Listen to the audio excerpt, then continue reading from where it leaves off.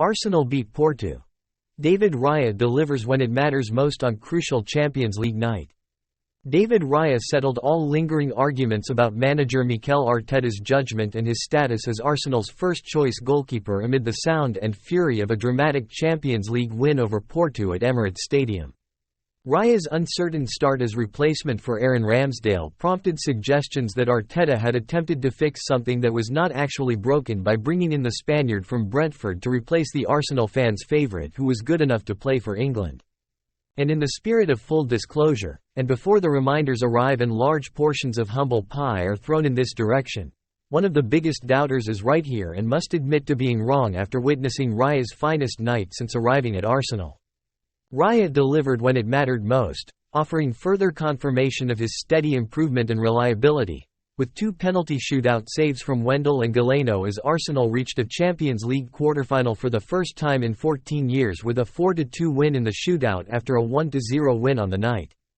It was a tense, nervous, ill-tempered night which will serve as an ideal crash course in the Champions League as Arsenal leapt a psychological barrier into the last 8 after losing at this last 16 stage in their past 7 ventures into the competition. Raya was also vital with the tie balanced on a knife edge before his contribution in the shootout, saving well from Evanilson and Francisco Conceição when Porto broke out of their defensive shell. Unlike some others, no names of course, Arteta says he never doubted Raya, but the magnitude of a decision which brought such understandable scrutiny was clear. "I was convinced," said Arteta. "You see him in the first days with what he had to go through and the composure. You see the body language and the decisions he takes. That's a key quality for a goalkeeper." It was when it came to penalties that Raya made the saves that mattered, turning Wendell's second penalty for Porto onto the post before kicking the rebound clear with his heel, then confirming the win with a flying save from Galeno.